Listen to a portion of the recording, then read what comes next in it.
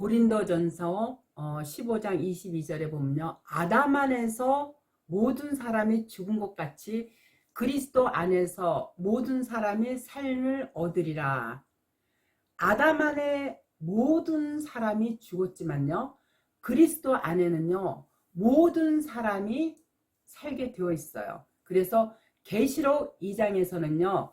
성령이 교회들에게 이기는 자에게 생명나무를 주시겠다고 약속을 하셨기 때문에요. 7개가 뭐냐면 전체 교회를 총칭하는 말이거든요. 그래서 교회들한테 싸워라, 이겨라. 그리하면 만국의 열쇠를 주고 성전의 기둥이 되게 하고 생명가시를 주워 먹게 하고 생명책에 우리의 이름을 기록하신다는 그러한 약속을 한 게 바로 계시록 2장 3장의 내용들이에요. 이건 뭐냐면 전체 교회들에게 하시는 하나님의 경고의 말씀이에요. 여기서 이긴다는 것은요. 우리가 뭔가 싸워야 될 대상이 있다라는 것을 얘기하는 거거든요. 바로 대적이 있다라는 뜻인데 그 대적이 무엇냐면요. 우리 안에서 일어나는 모든 탐욕적인 마음 있죠. 탐심. 그리고 거짓으로 말씀을 전하는 거짓 선지자들. 이들이 다 뭐예요? 탐욕이 가득하기 때문에 하나님 말씀을 빙자해서 거기서 육신의 생각을 전함으로써 하나님의 백성들을 지옥으로 가게 하는 그러한 행위가 무엇냐면 바로 사단이 주는 마음이기 때문에 그러한 탐심의 마음, 탐심 자체가 우상이랬기 때문에 그러한 탐심의 마음과 싸워서 이길 때 하나님께서 생명 가시를 주시겠다고 약속을 하신 거예요. 그만큼 우리는 너무나 많은 대적들과 싸워야 할 일이 너무 많아. 우리가 교회를 가도요. 제일 먼저 싸워야 될 대상이 누구냐면 목사들이에요. 저 목사가 정말 성경대로 말씀을 전하는지 아니면 육신의 생각으로 교회에 사람들을 끌어들이기 위해서 자기 생각으로 말씀을 전하는지 그거를 잘 분별할 수 있는 그것도 바로 대적과 싸우는 일 중에 하나가 될 수가 있어요.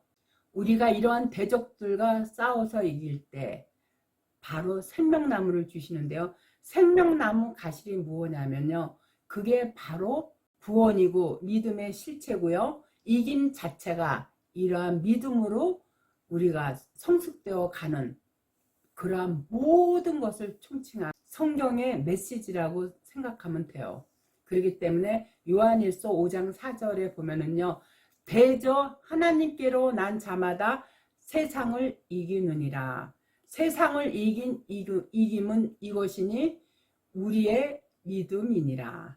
믿음은요. 우리가 노력해서 생기는 게 아니라 이긴 자들은요. 하나님의 능력과 지혜가 들어있기 때문에요. 말씀을 통해서 하나님이 우리를 이끌어갈 때 우리가 그런 대적들하고 싸워서 이길 수 있고 그 이긴 자체가 바로 믿음이기 때문에 믿음은 내가 격발해서 내는 게 아니라 하나님께서 우리를 끌고 가실 때 우리 마음 안에서 이 믿음의 발로가 일어나게 되어 있는 거예요. 그렇기 때문에요. 우리가 알아야 할 것은요.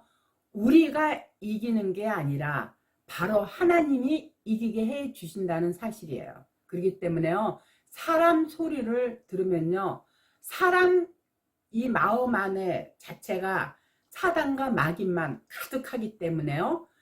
그렇기 때문에 이 사단의 말에 미혹돼서 끌려가게 되면요. 거기가 바로 지옥이고 심판의 대상이 된다라는 것을 교회들은 깨닫고요.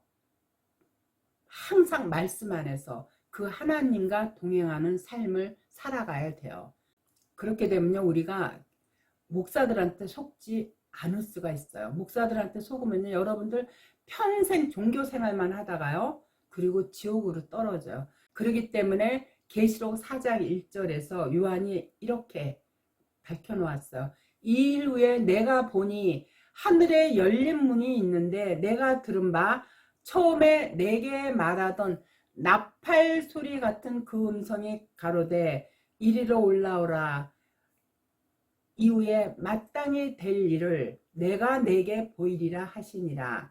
이 구절의 내용은요, 사도 요한이요 촛대에 있는 7 교회에서 성령이 감동해서 본 사건이에요.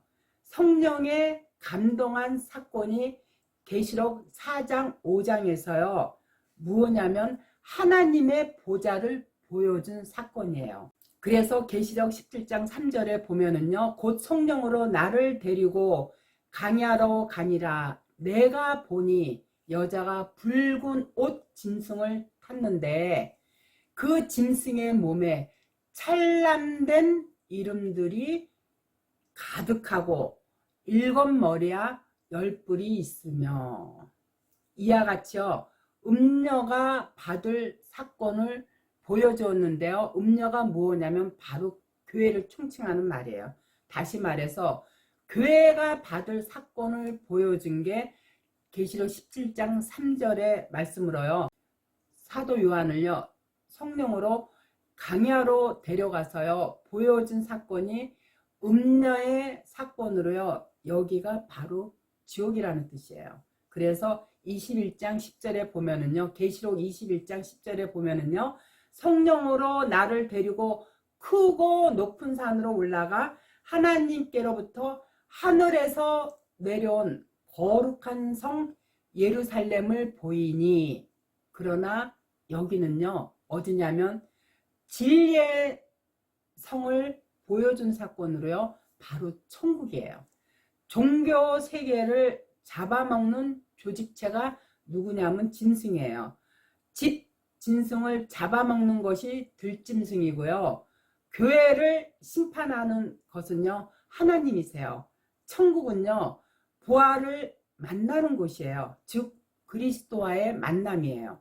하늘의 열린 문은요 영계를 여는 문이에요. 내 정신이 열리는 거예요. 예수님 자체가 바로 열린 문이에요. 그래서 요한복음 10장 2절 이하에 보면요, 문으로 들어가는 이가 양의 목자라. 문지기는 그를 위하여 문을 열고 양은 그의 음성을 듣나니 그가 자기 양의 이름을 각각 불러 인도하여 내놓으니라. 하늘은요 모두 3가지로 표현이 되어 있어요. 첫째가 이 세상 교회 안에 있는 장막이고요, 둘째 하늘은요 그리스도가 심령 안에 여기 있는 자들이고요, 셋째 하늘이 하나님이 계신 하늘이에요. 첫째는 처음 하늘이고요, 없어지는 하늘이에요. 그래서 고린도 후서 12장 2절 이하에 보면은요, 내가 그리스도 안에 있는 한 사람을 아노니 14년 전에 그가 셋째 하늘에 이끌려 간 자라.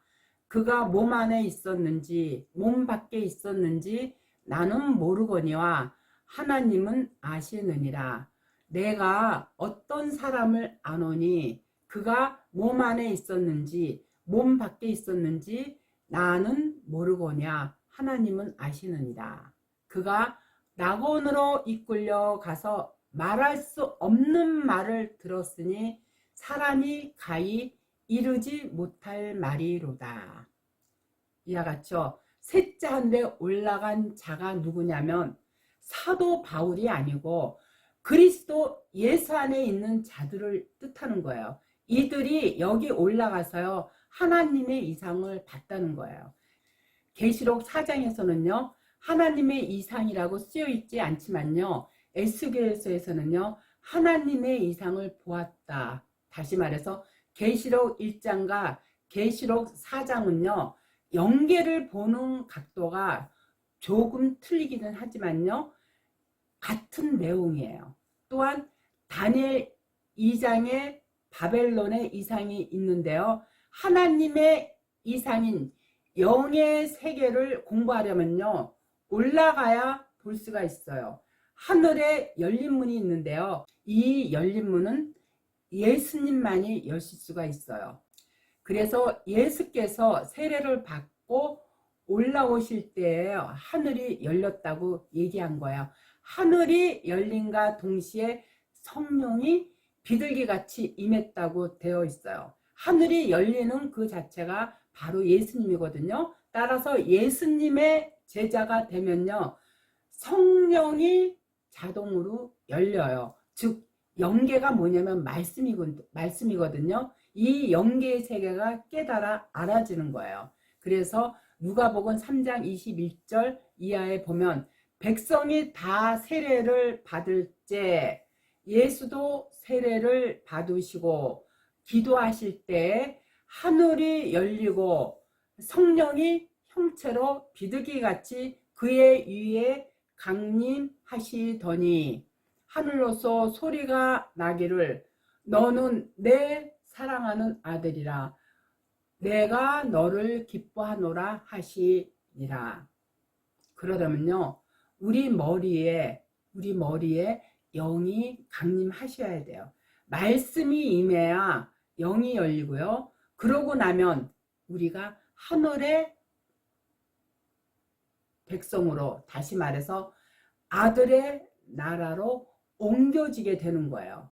우리는요, 하나님의 기뻐하심 그 안에 들어가야 하는데요, 하나님께서 예수님을 가장 기뻐하셨어요. 그렇게 될 때 하나님의 사자가 뭐냐면 영이거든요. 이 영들이 그리스도 머리 위에서 오르락 내리락 하는 것을 보게 돼요. 하나님은요, 영이시기 때문에요, 거기에 수정 들고 시하는 자들도 또한 영이에요. 그러므로 우리가 하나님의 아들들이 되어야 영에 속한 사람이 되고요, 하나님의 뜻대로 사는 자들이 되어 움직이는요, 천사들이고요, 사자들이에요. 그래서 요한복음 10장 3절에 보면은 움직이는 그를 위하여 문을 열고 양은 그의 음성을 듣나니 그가 자기 양의 이름을 각각 불러 인도하여 내느니라. 예수님 자체가요, 양의 문으로서요, 내 심령 안에 하나님의 열린 문으로 들어가야 천국에 입성을 하고요, 성령이 거하시는 내 심령이 바로 여기가 천국이라는 사실을 깨닫게 되어 있어요. 그렇기 때문에 예수 그리스도께서 약속하신 성령을 받은 성도는요, 날마다 이 말씀 중심의 삶을 통해서요, 성령 충만한 가운데 천국으로 향할 수가 있는 거예요. 우리가 하나님과 동행하지 않으면요, 절대로 천국에 갈 수가 없어요.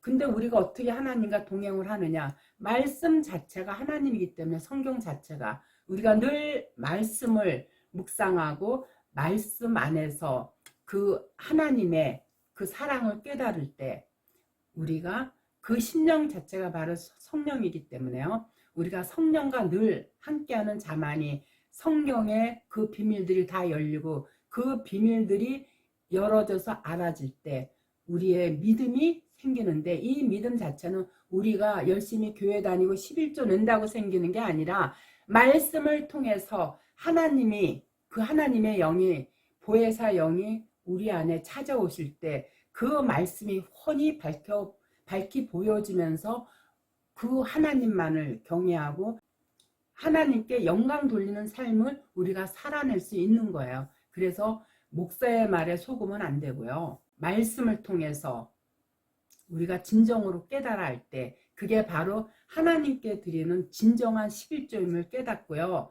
그 교회들한테요, 여러분들 요즘 살기 힘든데 뭐라 그렇게 열심히 수입의 10분의 1을 교회에다 바치느라고 여러분들의 마음을 공고하게 하는지 모르겠어요. 자, 11조 자체가요, 성경 안에서 말씀을 깨달을 때 그 하나님께 내 마음을 온전히 다 바칠 수 있는 게 그게 바로 예배고요, 그게 올바른 11조임을 깨닫기를 간절히 기도하고 또 기도하겠어요.